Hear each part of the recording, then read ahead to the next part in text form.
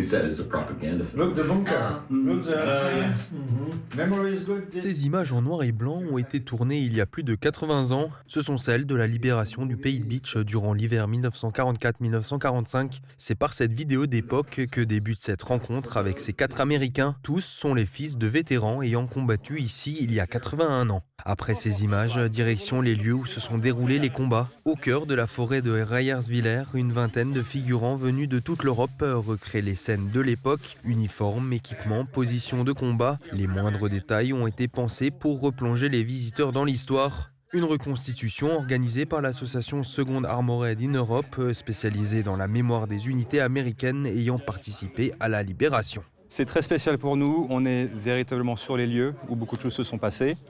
On a l'opportunité, la chance d'avoir des historiens sur place, des locaux, qui nous racontent dans les détails tout ce qui s'est passé. On a des vidéos qui recréent exactement, qui nous remontrent à l'époque comment c'était, ce qui nous permet de recréer aussi les photos, les vidéos, comme à l'époque, en essayant d'être le plus fidèle possible à comment ça s'est passé. Pour renforcer le réalisme, certains reconstitueurs ont même passé la nuit dans un bunker. Pour les familles de vétérans présentes, l'émotion est palpable. Revenir sur les lieux où leurs pères ont combattu donne une dimension très personnelle à cette journée. Je suis vraiment fier que mon père ait fait partie de tout ça. Et je sens que quand je reviens ici, je redécouvre son héritage, mais aussi l'héritage des autres descendants de ce siècle, dont les pères se sont tous battus pour la même cause. Je suis présent ici pour rendre hommage à la 100e division d'infanterie et à tout ce qu'elle a accompli pour amener la liberté en France. Mais aussi parce que j'ai écrit un livre à ce sujet, intitulé « Les fils de Beach », qui retrace l'histoire de ce que la 100e division a accompli ici, dans la région. Il y avait des soldats qui n'ont jamais dépassé l'âge de 19 ans et qui ont donné leur vie pour des gens qu'ils n'auraient même jamais eu la chance de rencontrer.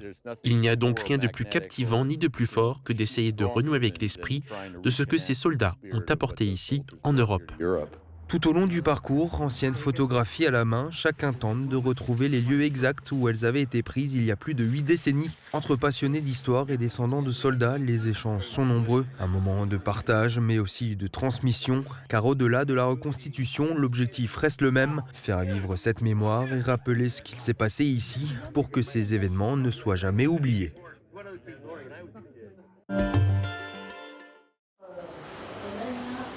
Quand des produits mosellans servent à des entreprises mosellanes. Dans un précédent reportage consacré à une visite d'entreprise par le sous-préfet Wassim Kamel, nous l'avions suivi à Sarralbe chez Sekal, l'un des 3 constructeurs français de ponts roulants. Eh bien, à Reyerswiller, à la vitrerie Sebring, un de ces ponts roulants est utilisé pour transporter d'imposantes plaques de verre plat qui servent ici de matière première. Les 9 salariés de cette entreprise du Beecherland transforment ensuite ce produit en fonction de la demande de ses clients. C'est une de nos pépites à Reyerswiller, dans le Beecherland. C'est encore de nos pépites et qui montre que, oui, donc, dans ce territoire, on produit vraiment, les femmes, les hommes produisent de l'excellence. Cette entreprise familiale, créée en 1996, est détentrice du label Entreprise du patrimoine vivant. On fait de la réalisation de cloisons vitrées, de portes en verre, de garde-corps en verre. On fait un peu de double vitrage. Les vitraux d'ailleurs sont mis sous double vitrage pour une meilleure isolation. Alors c'est très varié ce que l'on réalise ici. On n'a pas de gamme particulière, on n'a pas de catalogue, on va dire. C'est du sur-mesure et du très personnalisé. 80 à 90% des clients de la vitrerie sont des professionnels, et notamment des menuisiers. L'entreprise répond aussi à des demandes plus spécifiques, comme celle de l'église de Wintershoes, qui lui a confié le soin de restaurer et de créer ces nouveaux vitraux. Un travail qui va demander de longs mois d'excellence et de patience. À Sarreguemines, l'auberge Saint-Walfried fait partie des tables qui comptent dans la gastronomie régionale. Le chef, Stéphane Schneider, y défend une cuisine exigeante, récompensée au guide Michelin depuis 1998. La cérémonie 2026 s'est tenue hier. Pour le chef qui a conservé son étoile, c'est un moment toujours particulier entre fierté, habitude et exigence quotidienne. On a toujours plaisir à recevoir l'invitation du guide Michelin, ce qui veut dire qu'on reste dans le guide. Donc on va conserver l'étoile, ce qui est toujours un heureux événement. Et donc on en est très, très heureux et très fiers. c'est pas un petit changement. Je veux dire, on commence à prendre l'habitude du rendez-vous. Après, c'est vrai que il faut toujours recevoir le sésame à l'invitation de Michelin, pour conserver l'étoile. Donc c'est vrai qu'il y a toujours un petit passement au cœur et qu'on est toujours content de l'avoir. Ça fait toujours un grand plaisir et puis c'est quand même, ça vient quand même, je dirais, c'est l'aboutissement de toute une année au niveau des équipes. Je veux dire, c'est quand même compliqué avec les équipes. Donc je veux dire, ça fait quand même, c'est quand même la fierté de toutes les équipes. Il faut quand même considérer que derrière, dans un restaurant, je veux dire, il y a une équipe en salle, il y a une équipe en cuisine. Il y a les plongeurs qui font partie intégrante des équipes aussi. Je veux dire, c'est vraiment un ensemble. On se remet toujours en question. On se remet 2 fois par jour même en question. On a le service du déjeuner, on a le service du dîner. Donc c'est vrai qu'on se remet constamment en question. Mais avec l'âge, avec l'expérience, je veux dire, je trouve que, et avec les équipes, les équipes rajeunissent, enfin nous ramènent toujours un tout petit peu de sang neuf aussi. Et je veux dire, en collaboration avec les uns, avec les autres, on arrive toujours à faire de nouvelles choses et à avancer et à continuer d'apprendre. Au restaurant Larnsbourg à Bérenthal, la cuisine se vit avec exigence et passion.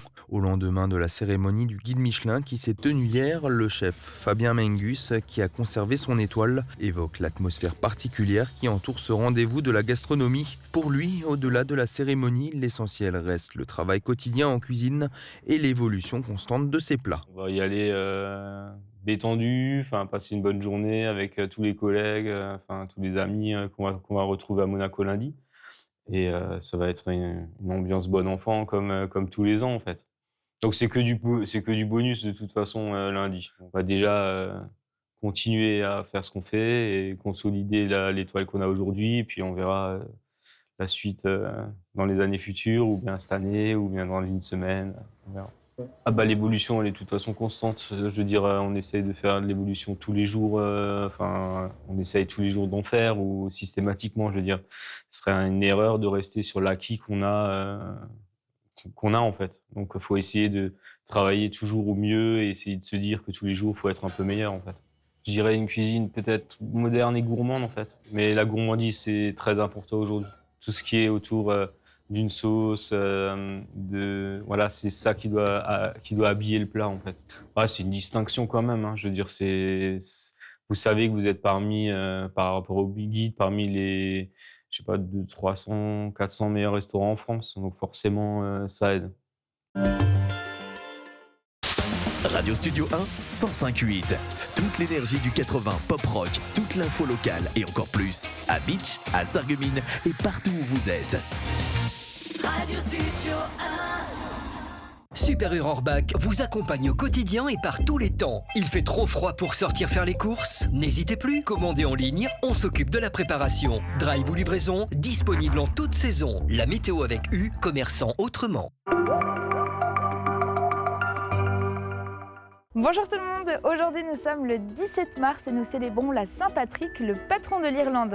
Et avant d'être la fête que l'on connaît actuellement, qui se passe plutôt dans les bars et à laquelle il faut porter du verre, eh bien la Saint-Patrick était avant tout une fête chrétienne en Irlande et le symbole du trèfle à 3 feuilles et non pas 4 feuilles représentait tout simplement le Père, le Fils et le Saint-Esprit. Le saviez-vous? Et est-ce que c'est une fête que vous avez l'habitude de célébrer? Dites-le nous dans les commentaires sur notre page Facebook. 2 personnes seront tirées au sort pour tenter de remporter une entrée au Cinéma Forum de Sarreguemines. Et côté météo pour demain, le soleil sera à nouveau de retour et de manière durable. Le ciel sera bien dégagé toute la journée, ce qui nous vaudra des températures toujours assez fraîches pour les minimales avec 0 à 3 degrés et les maximales iront de 14 à 15 degrés. Demain, nous fêtons les Cyril et il fera jour de 6h42 à 18h44. Nous gagnerons 4 minutes de soleil. Passez tous encore une belle journée en notre compagnie et à demain!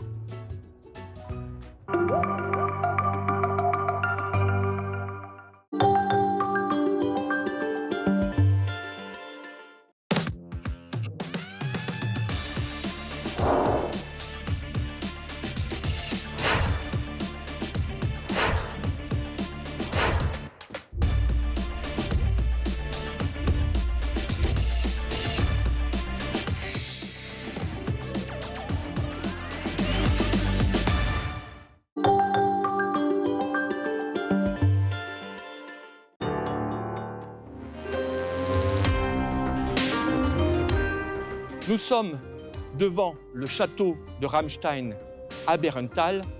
C'est sans doute pas l'un des châteaux les plus connus du pays de Bitche, en bordure de l'Alsace. C'est le plus long rocher pour un château des Vosges. Alors, ce château a été détruit en 1335. Déjà. C'est-à-dire qu'il a existé probablement même pas un siècle.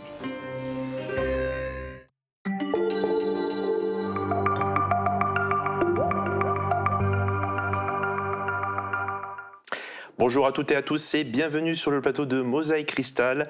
Aujourd'hui se trouve à mes côtés Jérémy Piquet, responsable événementiel international du collectif pour un service civique européen.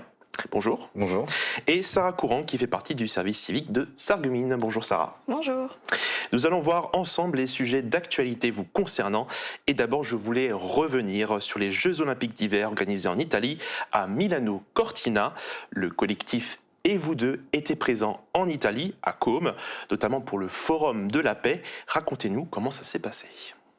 Alors, cette année, on est parti à Milano Cortina du 2 au 5. On a fait un événement sur la conférence internationale de la paix fait par les jeunes en amont des JO. C'est la deuxième édition. On avait fait une première édition en 2024 à Paris, qui s'est très bien passée, et on a voulu faire une réédition cette année. Alors, cette année, on avait 3 jours sur place avec une journée de conférence spécifique, une journée de travail pour les groupes des jeunes du monde entier. On avait plus de 36 nationalités, à peu près 300 personnes, et on a fait une journée de restitution. Et dans ces jours-là aussi, on a eu des activités culturelles comme un film en fait qui a été projeté français par Margot Charouki, qui est réalisatrice de ce film, qui s'appelle Le Projet, qui a été porté aussi par le temps qui court, c'est la production, qui a été projeté dans le cinéma à Côme et suivi derrière d'un concert sur la paix en plusieurs langues, notamment russe, ukrainien, hébreu, français, italien, toujours sur des thèmes de la paix. Et quel est le bilan que vous tirez du coup de cette édition ? Alors sur le bilan de cette édition, déjà je voudrais rappeler aussi que cette édition elle est toujours soutenue par l'Europe. Le bilan il est qu'on est la seule association qui a fait un thème de la paix sur cette édition des JO de Milano Cortina. Et qu'on a été les seuls Français aussi sur place à porter la flamme qu'on abordera après. On a pu en sortir 50 projets différents de cet événement. Donc il faut savoir qu'il y avait 10 groupes qui travaillaient sur 10 thèmes différents. Ça allait de l'environnement à l'éducation, en passant par la jeunesse, les réseaux sociaux, comment on peut améliorer les choses dans le monde. Je vais vous en citer 2 par exemple qui sont sortis un peu du lot et qui sont en préparation pour l'année prochaine. Un des projets, c'est une marche des jeunes au niveau européen. Sûrement au mois de mai l'année prochaine, c'est le mois de l'Europe, le mois de mai. Et donc ça serait des marches internationales au niveau européen faites par les jeunes. Donc ça pourrait être un des projets appliqués. Et un deuxième projet, c'était aussi d'avoir une chaîne YouTube sur des gens qui ont vécu la guerre, qui vivent la guerre, pour avoir en fait la possibilité de parler directement sur les réseaux sociaux de ce qu'ils vivent, de ce qu'ils ont vécu, et de démocratiser un peu aussi ça pour améliorer les réseaux sociaux et changer un peu toujours la donne par rapport à cette angoisse qu'on peut avoir, enfin voilà, ces choses-là, d'agir là-dessus. Et ce genre d'événement est toujours propice à ces échanges internationaux, justement, ces échanges entre les différentes langues, cultures et pays. Exactement. C'est un projet en fait qui réunit plus de 36 nationalités, comme j'ai pu le dire avant. On était plus de 300 personnes sur place, environ 180 à 200 jeunes par jour, une centaine d'institutionnels. Donc on avait des Africains, on avait des Européens, on avait des gens d'Amérique, des gens aussi d'Asie. La langue utilisée, c'est l'anglais. Très pragmatiquement, on ne peut pas partir sur d'autres langues, même si les échanges sont toujours multilingues, ce qui est très intéressant. Et ce projet-là permet en fait la rencontre entre différents peuples et différentes manières de voir les choses. Je me rappelle d'un discours très frappant quand moi j'étais responsable de logistique sur place, et quand je ramenais des fournitures sur la Seine, j'ai pu entendre une personne de la délégation africaine dire: il n'y a pas de paix si on n'est pas tolérant. Si on n'est pas tolérant avant tout, on ne peut pas avoir la paix. Donc c'est aussi des moments où on entend des choses qu'on n'a pas l'occasion d'entendre ailleurs. Et médiatiquement, ça fait du bien aussi d'entendre ça et de le diffuser au plus grand nombre. Ouais. Donc il y avait le Forum de la paix et comme vous l'avez évoqué, il y avait aussi le parcours de la flamme. On a justement quelques photos que vous nous avez envoyées. Je pense que le parcours de la flamme, ça a dû être une belle expérience aussi. Oui, le parcours de la flamme a été porté par Marina Linati, qui est ma collègue en Italie, qui travaille dans le collectif pour un service civique européen aussi, et qui a pu aller porter la flamme. On était très heureux parce qu'on est la seule association, et grâce à cet événement-là, le CNO nous a demandé de porter la flamme sur un parcours. À Côme, c'était vraiment magnifique, et on en a sorti des belles images. Et je me tourne maintenant vers Sarah. Je pense que Sarah, tu étais aussi sur place. Quelle était ton expérience? Comment tu as vécu? C'était très enrichissant. On en avait parlé beaucoup en amont, lors de réunions donc, en interne du collectif. On a pu préparer pour les hôtels, l'accueil des personnes. Et donc sur place, ça a été vraiment très enrichissant du coup, de rencontrer toutes ces personnes, des jeunes qui sont le même âge que moi en fait, et pouvoir discuter avec eux, découvrir aussi des parcours différents, des jeunes qui ont pu être avant en service civique dans leur pays, ou d'autres qui ont pu aussi faire des études pareil que moi. Ça a été important. Et puis aussi au niveau de l'accueil des VIP, comme on les appelle, ça a été vraiment très important dans le forum pour nous en tant que service civique, et pour les jeunes surtout qui étaient avec nous, de pouvoir rencontrer des personnes comme ça et de voir que ils sont aussi proches de nous, et que finalement on peut discuter avec eux, et c'était vraiment très intéressant. Donc un gros événement que vous avez tous les deux apprécié, vous avez apprécié l'expérience. Et je voudrais maintenant revenir sur le collectif de manière un peu plus générale. Quelles sont ses missions? Quel est l'objectif de ce collectif? Alors l'objectif du collectif, il est de créer une mobilité de la jeunesse au niveau européen, sous couvert du service civique national qui a été créé en France.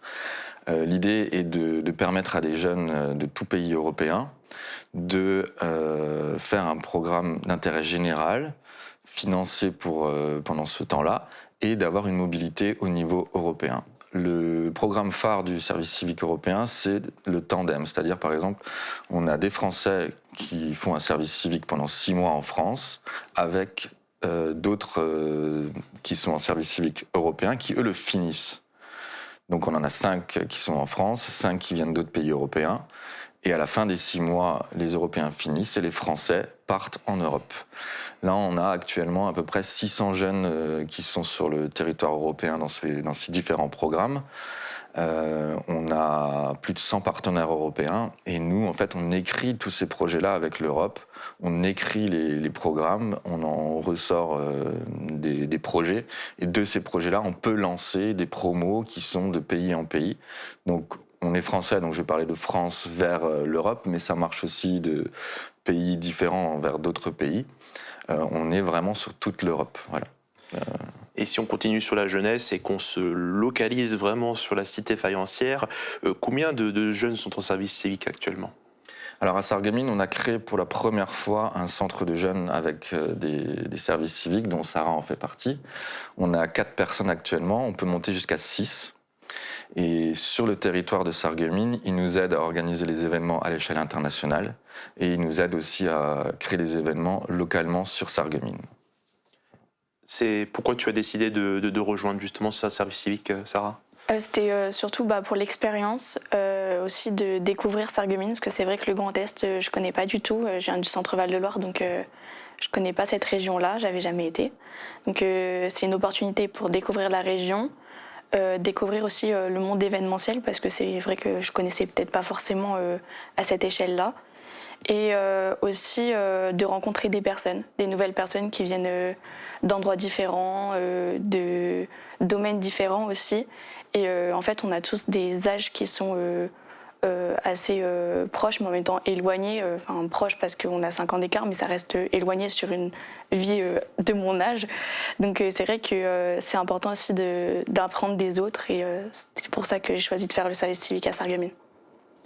Et vous faites aussi des actions dans les lycées de Sarreguemines. Vous vous déplacez vers les lycéens. Pour quelle raison? Pourquoi vous allez vers eux? Alors l'idée de ce déplacement, c'est vraiment de parler de l'engagement citoyen au sens large. Donc je peux citer déjà un accord qu'on a eu avec le lycée Henri Nominé, lycée technique de Sarreguemines, où on va rencontrer l'ensemble des secondes, et on aura aussi une porte ouverte de 17h à 18h le 19 mars pour tous ceux qui peuvent venir de l'extérieur et qui veulent entendre ce sujet-là. Donc c'est destiné aux parents, aux jeunes en fait, de 18 à 25 ans. Le service national, c'est ça. Ça peut aller jusqu'à 30 ans sur certains projets. L'idée, c'est de parler de l'engagement au niveau pompier, militaire, parce qu'on rappelle que Benjamin Sibyl, le fondateur du collectif, est aussi militaire. Donc on a eu l'accord de l'armée, de tout ce qui est réserviste aussi au niveau de la gendarmerie, vraiment tout ce qui est dans l'ensemble du service national. Et ensuite, on a le service civique au niveau français aussi qu'on va présenter aux jeunes, et le service civique européen, c'est-à-dire vraiment une information pour leur donner, c'est quoi un engagement citoyen et où est-ce que je me renseigne et qu'est-ce que je peux faire. Voilà, donner une information claire sur les potentialités et les choses qu'ils peuvent faire en parallèle des études ou après les études ou entre les études. Et parmi les événements que vous organisez sur Sarreguemines, il y a un événement phare dont vous êtes à l'origine, qui est Lust in Sarreguemines. Comment se prépare l'édition de cette année? Alors cette année, l'édition se prépare bien. Je peux déjà annoncer le 7 mai, c'est le gala d'ouverture. Donc ça, c'est une date qui est fixe et la communication va bientôt être lancée. On est encore en train de monter des projets. Je rappelle juste ce que c'est Lust in Sarreguemines. Lust in Sarreguemines, c'est l'envie de Sarreguemines en patois et en allemand. Et on veut donner l'accès à l'art à tout le monde. Donc c'est un festival qui est entièrement gratuit, notamment grâce au soutien de la mairie de premier abord, qui nous permet aussi d'avoir un soutien du département de la Moselle, et ce qui nous permet d'avoir des entrées gratuites au gala, gratuites aux événements qui sont pendant le festival Lust. Cette année, on a donc l'équipe de Sarreguemines, donc les 4 services civiques qui nous aident grandement à le réaliser. Je laisserai Sarah présenter après les projets personnels de chaque service civique. L'étendue cette année est un peu plus grande que les autres années. On va commencer le 7 mai, on finira autour du 30 mai. Et Sarah, je te laisse présenter les projets que vous avez dans ce Lust. Du coup, à Sarreguemines, on est 4. Donc il y a Divine, Jean-Philippe et Nadia, et puis moi. On a chacun proposé des projets différents, aussi à une grandeur différente. Notamment Divine qui propose donc un concours d'éloquence qu'on va ouvrir d'abord aux lycéens. En fait, ça va être vraiment de mettre en avant la rhétorique, bien s'exprimer, prendre la parole. Ensuite, il y a le projet de Nadia, qui est aussi un projet culturel. Donc ça va être de mettre en place une galerie d'art, mais en plein air dans Sarreguemines. Et donc son projet, c'est vraiment de dynamiser le centre-ville de Sarreguemines, de faire un petit peu plus connaître l'art, et peut-être un art qu'on ne connaît pas forcément. Et donc voilà. Et puis pour Jean-Philippe, c'est un projet sur la BD, et donc le salon de la BD, mettre en avant la BD pour les petits et les grands, et aussi diversifier la discussion autour de la BD, notamment autour du franco-allemand. Ensuite, mon projet, c'est le projet d'adhésion à l'association du collectif, pour permettre aux habitants de Sarreguemines et de la région de participer aux événements qu'on organise en tant que bénévole, et aussi de plus faire connaître nos événements. Et c'est aussi un moyen de faire connaître les petits commerces de Sarreguemines et les grands, et de faire connaître aussi les bars, les cafés. Donc ça va être de faire participer un petit peu tout le monde au collectif et à la ville de Sarreguemines. Et tous ces projets que vous avez préparés, est-ce que c'était vraiment des projets préparés individuellement, ou vous êtes concertés tous les 4 pour travailler ensemble dessus? On s'est concertés tous les 4. Après, on a tous eu chacun des petites idées individuelles. Mais sur le projet en lui-même, on a tous donné des conseils, on s'entraide pour l'organisation. Par exemple, pour Nadia, sa galerie d'art, évidemment, qu'on va l'aider, on va participer, on va mettre en place avec elle si elle a besoin, elle nous demande. Divine également. On essaye vraiment de se soutenir dans nos projets, de beaucoup communiquer aussi, c'est important parce que un projet, c'est gros et on pense peut-être pas forcément tous aux mêmes choses, donc on se donne vraiment des petits tips comme ça pour améliorer nos projets ou pour peut-être voir d'autres horizons à nos projets. Donc on s'entraide vraiment beaucoup. Très bien. Eh bien, rendez-vous le 7 mai du coup pour l'ouverture de cette nouvelle édition de Lust in Sarreguemines. Merci beaucoup Jérémy Piquet et Sarah Courant d'avoir été avec nous sur le plateau. Merci. Merci. Quant à moi, je vous souhaite une très bonne journée. À très bientôt.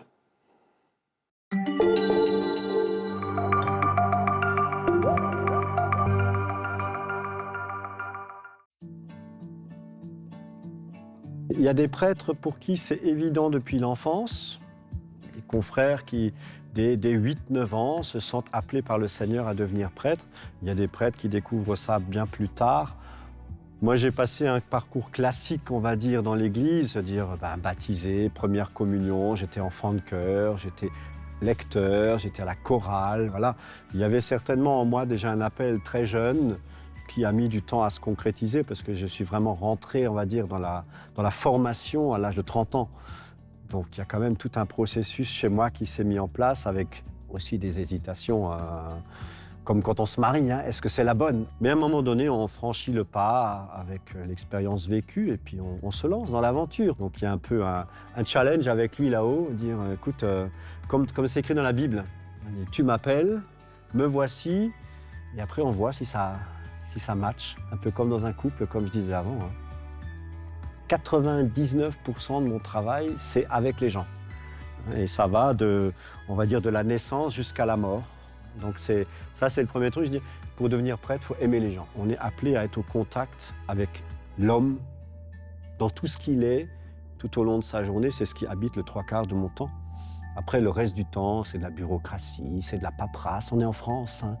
On aime bien les papiers, on aime bien les dossiers, on aime bien tout ce qui touche à ce monde-là. Mais ce n'est pas ça l'essentiel du boulot. L'essentiel de la mission, c'est d'être au milieu du peuple que l'évêque nous a confié, de cette portion de peuple que l'évêque nous a confié, et d'être avec eux. Et finalement, comme je faisais l'amalgame, le paradoxe avec le mariage, finalement, avec nos fidèles, c'est pareil. On partage les joies et les peines. On est avec eux dans la santé comme dans la maladie. On est avec eux dans le bonheur comme dans la tristesse. Ce qui fait que dans la journée d'un prêtre, vous pouvez avoir le matin une famille en deuil, à midi, une famille qui vient demander le baptême de leur petit bébé qui vient de naître il y a 8 jours, l'après-midi, une préparation au mariage. Donc, c'est des moments qui ne sont pas faciles parce que quand on porte toute la journée comme ça, les émotions des gens, les soucis des gens, les joies des gens, on les prend en nous. Et quand je rentre chez moi le soir et que je ferme la porte et que je suis tout seul, parfois, faut avoir le temps pour, comment qu'on pourrait dire ça, pour évacuer tout ce qu'on a reçu dans la journée. Hein. C'est pas tous les jours évident. Mais qui a une vie ici sur la terre facile, hein, où tout est rose, où tout va bien? Je pense que il y en a très peu. Donc on est des gens normaux. C'est ça qui est beau.